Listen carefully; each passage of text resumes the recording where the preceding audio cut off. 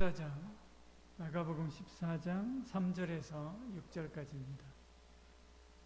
마가복음 14장 3절에서 6절입니다.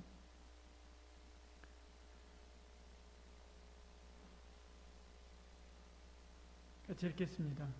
예수께서 베다니 나병 환자 시몬의 집에서 식사하실 때 한 여자가 매우 값진 향유 곧 순전한 나드 한 옥합을 가지고 와서 그 옥합을 깨뜨려 예수의 머리에 부으니 어떤 사람이 화를 내어 서로 말하되 어찌하여 이 향유를 허비하는가?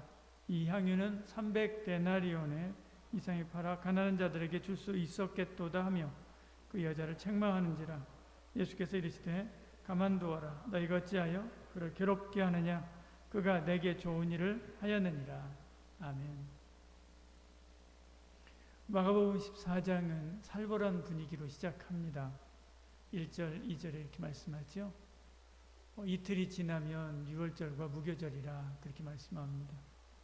대제사장과 서기관들이 예수를 흉계로 잡아 죽일 방도를 구하며 이르되 밀란이 날까 하오니 명절에는 하지 말자 그렇게 이야기합니다.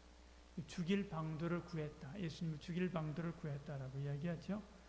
이것은 반대파만 그런 게 아니라요. 12제자 중에 한 사람인 가룟 유다도 이미 마음이 기울었습니다. 14장 10절 11절에 가면 이렇게 말씀하죠. 12 중에 하나인 가룟 유다가 예수를 넘겨주려고 대제사장들에게 가매 그들이 듣고 기뻐하여 돈을 주기로 약속하니 유다가 예수를 어떻게 넘겨줄까 하고 그 기회를 찾더라 그렇게 말씀합니다.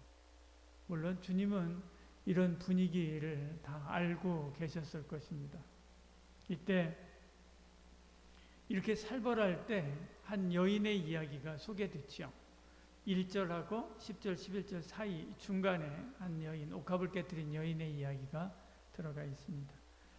이 여인은 예수님의 머리에 향유 옥합을 붓게 됐죠. 그 은혜에 감사해서 사랑하는 주님께 뭔가 하고 싶어 자기가 가지고 있었던 가장 귀한 것을 드린 것입니다. 마가는 그것을 노동자 1년의 연봉이다 그렇게 이야기를 합니다. 몇 방울만 부은 것이 아니라 통째로 다 부었죠. 어떤 사람들은 그것을 보고 화까지 내게 됩니다. 어떤 사람들이 화를 내어 말하되 그렇게 말씀하죠. 어떤 사람들이라고 이야기합니다. 여러 사람이 있죠. 가룟 유다만 그런 것이 아니라 여러 다른 사람들이 함께 가세해서 지금 그렇게 이야기하고 있는 것입니다. 그 여인이 한 것을 낭비라고 이야기하면서 책망한 것이죠. 여러분은 어떻게 생각합니까? 여러분이 만약에 이 자리에 있었다면, 지금 예수님이 있었던 이 자리에 있었다면, 그리고 제자 중에 12제자니까 우리 임원들 중에 한 사람이 너 왜 이렇게 허비하냐? 라고 이야기하면서 막 합니다. 근데 다른 사람들은 아무 말도 말 안 해요. 근데 이제 다른 임원들은 말 안 하는데 또 다른 사람들이 그런 임원의 말에 동조하면서 그 여인을 계속 수세에 몰아붙이는 거죠. 그때 여러분은 어떻게 생각하겠습니까? 여러분이 그 자리에 있다면 어느 편을 들겠습니까? 사랑 영화로 유명한 로미오와 줄리엣만큼이나 회자되는 영화가 있죠. 타이타닉이라고 하는 영화입니다. 이것도 참 오래됐죠. 오래된 영화입니다. 이 영화의 마지막에는 암초에 부딪혀서 기울어지는 뱃속에서 죽음을 맞이하는 사람들의 이야기들이 나옵니다. 그 중에 주인공 커플도 마찬가지로 있죠. 저 오른쪽 밑에 있는 두 사람입니다. 차가운 물속에 있는 남자 주인공하고요. 널빤지 위에 있는 여자 주인공이 나오죠. 구조선이 오기를 저기서 기다리는 것입니다. 이 남자 주인공이 그 널빤지에 같이 타면 같이 이렇게 빠지는 거예요. 어쩔 수 없이 남자 주인공은 밖에 있는 거고요. 여자 주인공은 거기다가 실어서 올려놓고 살리는 것이죠. 근데 결국에 끝에 가서는 남자 주인공이 저기서 얼어 죽습니다. 얼어 죽죠. 그리고 이제 여기서 살아남은 여주인공 로즈라고 하는 여주인공이 살아남게 되죠. 새로운 결혼을 하게 되고 그리고 결혼해서 자녀들을 낳고 잘 살다가 완전히 할머니가 되는 겁니다. 그 할머니가 된 그 할머니가 로즈가 예전에 있었던 그 이야기들을 회상하는 것입니다. 이 영화가 회상하는 걸로 시작이 되죠. 할머니가 된 로즈는 마지막에 죽을 때 이 주인공 잭이라고 하는 사람을 생각하면서 죽습니다. 그녀가 사랑한 것은 평생 자기에게 헌신하면서 함께 살았던 남편이 아니라 이 배에서 잠깐 만났고 그리고 거기서 잠깐 사랑했었던 바로 이 남자 주인공 잭이라고 하는 사람, 이 사람을 사랑했던 거죠. 그래서 죽을 때도 이 남자를 기억하고 생각하면서 죽게 됩니다. 그렇다면 한번 생각해 보십시오. 이 여인은 이 잭이라고 하는 주인공 남자가 자기 목숨을 버려가면서 살릴 만한 가치가 있을까? 조금 더 생각을 해봐서요. 그러면 이 잭이라고 하는 남자가 이 여주인공을 살리려고 하는데 이 여주인공이 시한부 인생이어서 이제 여기서 살아남아도 한 일주일 혹은 뭐 길어야 한 달 그 정도밖에 못 산다라고 하면 그러면 어떻게 했을까? 그래도 역시 저렇게 살렸을까? 여러분은 어떻게? 여러분이 남자라면 어떻게 하겠어요? 살렸겠지요. 사랑이니까. 반대 의견이 있으면 저한테 나중에 항의를 하시길 바랍니다. 제 생각입니다. 우리 자매들은 그럼에도 불구하고 자기를 위해서 희생할 그런 남자를 찾으시길 바랍니다. 한번 물어보고 그렇지 않다라고 하면 발로 차버리시길 바랍니다. 왜요? 왜 그러죠? 그 많은 가치가 있나요? 있습니다. 왜냐하면 사랑하기 때문에 그런 거지. 사랑 그 자체가 가치예요. 이 사람이 한 달을 살든 이후에 10년을 살든 100년을 살든 상관없습니다. 사랑하기 때문에 자기의 목숨을 희생해서 이 사람을 살리는 거죠. 그냥 사랑 그 자체가 그렇게 할 수 있도록 하는 힘이고요. 또 그 자체가 가치입니다. 사랑은 희생이고 사랑은 그 희생을 기억하는 것이고 사랑은 그 희생에 보답하는 것이죠. 여인은 이전에 주님이 그녀에게 베푸신 사랑에 희생으로 보답했습니다. 그러니까 거기서 멈추지 않죠.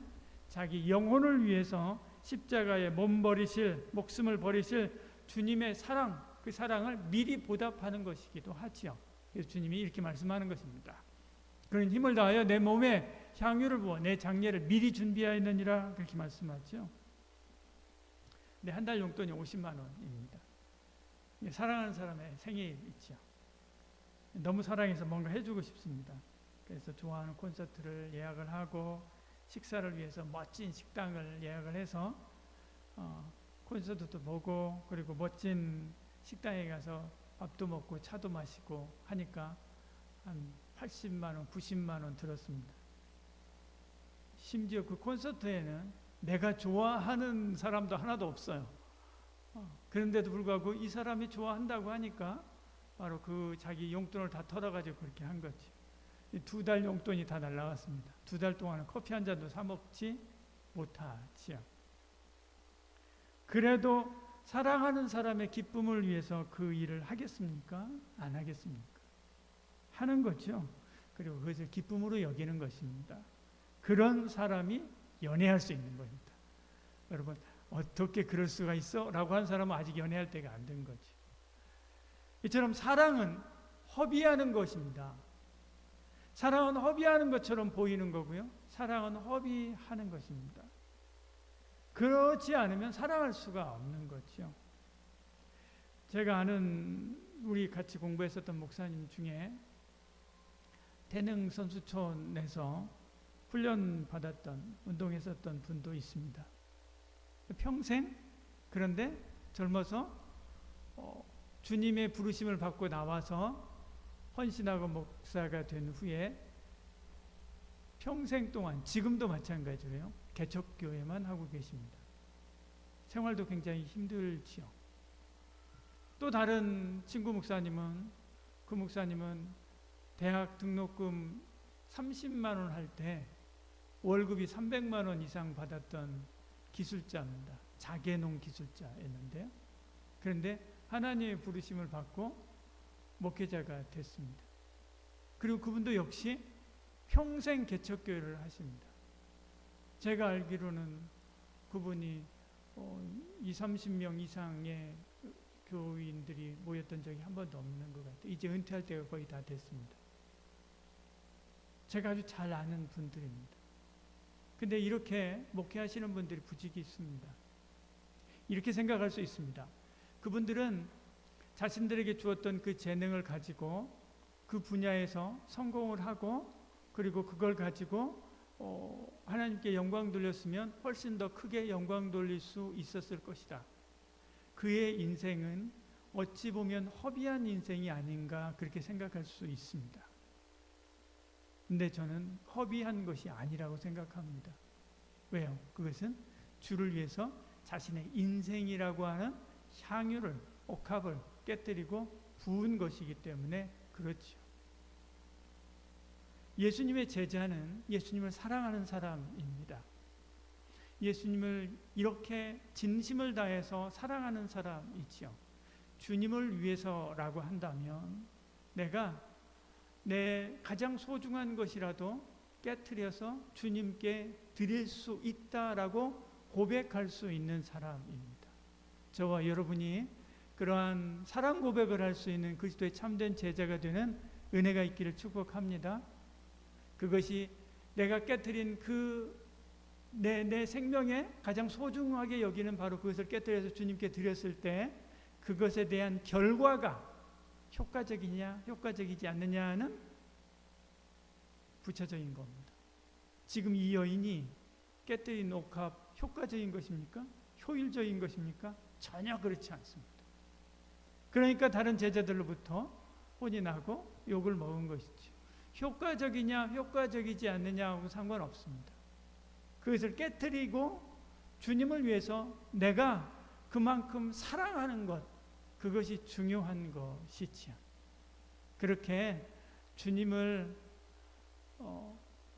전심을 다해서 어찌 보면 맹목적인 것 같이 그렇게 전심을 다해서 주님을 사랑하는 그리스도의 참된 제자가 되는 저와 여러분 되기를 축복합니다. 기도하겠습니다. 사랑이 많으신 우리 하나님, 합리적인 사회입니다. 저희는 어려서부터 합리적인 사고에 길들였고 훈련받아 왔습니다.